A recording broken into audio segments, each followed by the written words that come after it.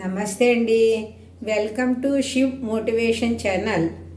మంచి తెలుగు కొటేషన్స్ అండి. కులాలు మతాలు మానవ సృష్టే, కానీ మన మెదళ్లను గుండెలను గాలి పీల్చే ఊపిరులను పైవాడే సృష్టించాడు. ఒక్క క్షణం పట్టదు మళ్ళీ తిరిగి తీసుకోవటానికి. జర జాగ్రత్త. ఒక మనిషిగా పుట్టాక ఒక మనిషిగానే చస్తాము. బతికే ఛాన్స్ లేదు. మతాలు ధర్మాలు పైవాడు సృష్టించలేదు. పైకి తోడుగా తీసుకు వెళ్ళటానికి వాటికి ఇంకా ఛాన్సే లేదు.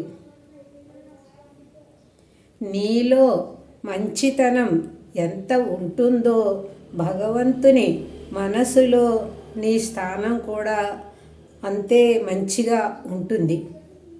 నీవు చేసే పాప పుణ్యాలపై నీ జీవితం ఆధారపడి ఉంటుంది. మంచిని ఆలోచించు, మనిషిని ఆదరించు, మానవత్వాన్ని ఆదరించు.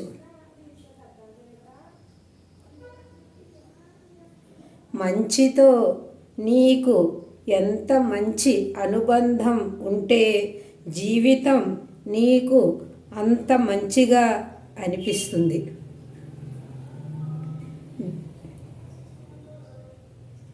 కలల కోసం సొంత వారిని దూరం చేసుకోవద్దు. ఎందుకంటే నా అనుకునేవారు లేని ఒంటరి బ్రతుకుల్లో కలల సాకారానికి విలువ ఉండదు. పొదుపు లేని సంసారం, అదుపు లేని మాటలు రెండూ జీవితాన్ని తలకిందులు చేస్తాయి.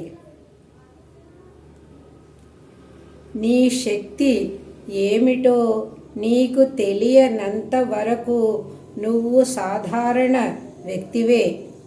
హనుమంతుడిని నమ్మి నీ ప్రయత్నం మొదలుపెట్టు. అప్పుడు నీలో ఉన్న అసాధారణ శక్తి నీకే తెలుస్తుంది. అదే అంటారు కదా, ఆంజనేయ స్వామి దగ్గర కూడా ఎంతో బలం ఉంటుంది, కానీ ఆ బలం ఆంజనేయ స్వామికి తెలీదు. ఎప్పటి వరకు ఆయన బలం ఏంటో గుర్తు చేస్తే అప్పుడు ఆయనకు బలం వస్తుంది.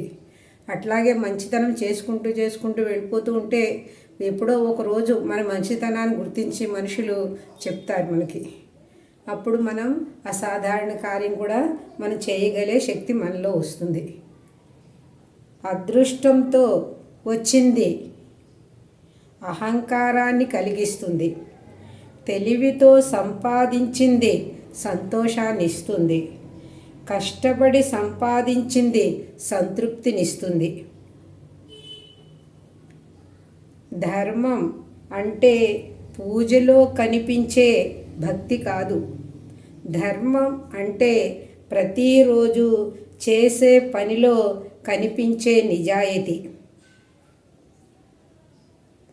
గొప్ప జీవితం అంటే ధనవంతునిగా ఉండటం కాదు, పేరు ప్రఖ్యాతలు సంపాదించటం కాదు, గొప్ప విద్యావేత్తగా ఉండటం కాదు, వాస్తవంగా ఉండటం, మానవత్వంతో ఉండటం, దయగలిగి ఉండటం. ఈ రోజుల్లో బంధాలు బలంగా ఉండాలంటే మనల్ని మనం కోల్పోయి పూర్తిగా వాళ్ళకి నచ్చినట్లయి ఉండాలి. మనకు నచ్చినట్లు బ్రతకటం ప్రారంభించిన మరుక్షణం ఆ బంధం ముగిసినట్టే. నిజంగానే ఈ రోజుల్లో ఇదే నిజమండి. మన అస్తిత్వాన్ని ఎప్పుడైతే మనము పూర్తిగా విడిచిపెట్టేస్తామో అప్పుడే ఎదుటి మనిషితో మనం మనసులు కలగలుగుతాయి. మన అస్తిత్వాన్ని మనం ఉంచుకొని ఎదుటి మనిషితో మనం మాట్లాడితే మనసు కలవదు. ఎవరి ప్రవర్తన వాళ్ళకి మంచిగానే అనిపిస్తుంది. ఒక్కొక్కసారి ఆ ప్రవర్తన వలన ఎదుటి వారికి ఇబ్బందులు ఎదురవుతాయి అన్న వాస్తవాన్ని గ్రహించలేరు.